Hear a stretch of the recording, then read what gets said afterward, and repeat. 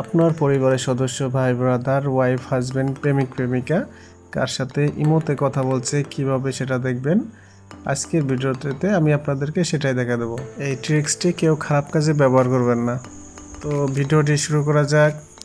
প্রথমে আপনাদেরকে প্লে স্টোরে যেতে হবে। প্লে স্টোরে গেলাম। প্লে স্টোরে যাওয়ার পরে সার্চ বারে যাবেন। সার্চ বারে যেয়ে লিখবেন ইমো লিখিয়ে সার্চ করবেন। তো সার্চ করার পর দেখতেছেন ইমো আসছে। আমি ইমোটি ইনস্টল করব, এই জন্য ইমো ইনস্টলে ক্লিক করলাম। তো ইনস্টল হওয়ার পরে আমি ওপেন করব। আপনাদের আগে থেকে ডাউনলোড করা থাকলে আর নতুন করে ইনস্টল করা লাগবে না। তো আমি এখন ওপেন করলাম, এগ্রি করে দেব, পারমিশনগুলো অ্যালাউ করে দেব।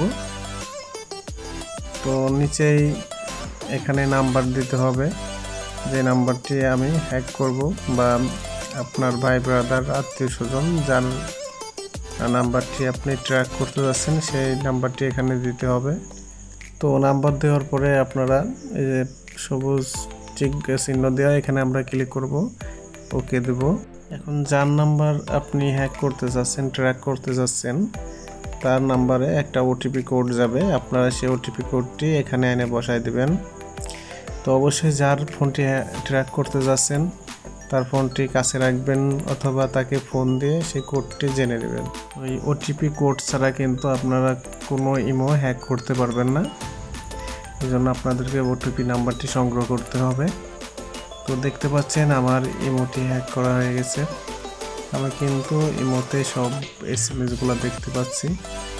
এই ইমোটা দিয়ে কার কার সাথে এসএমএস করছে, কি এসএমএস করছে, কোন সময় কল দিছে, সব কিছুই কিন্তু দেখা যাচ্ছে। আমি একটা আইডির ভিতরে ঢুকলাম। এখন এই আইডিতে কি এসএমএস করা হয়েছে সব কিছু কিন্তু দেখা যাচ্ছে।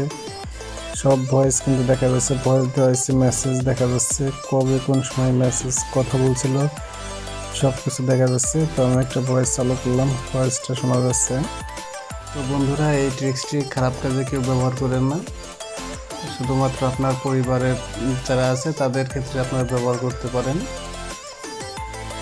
তো ভিডিওটি যদি ভালো লাগে তাহলে অবশ্যই লাইক, কমেন্ট, শেয়ার করবেন। আর আপনারা কি হ্যাক করতে পারছেন নাকি সেটা অবশ্যই কমেন্ট করে জানাবেন।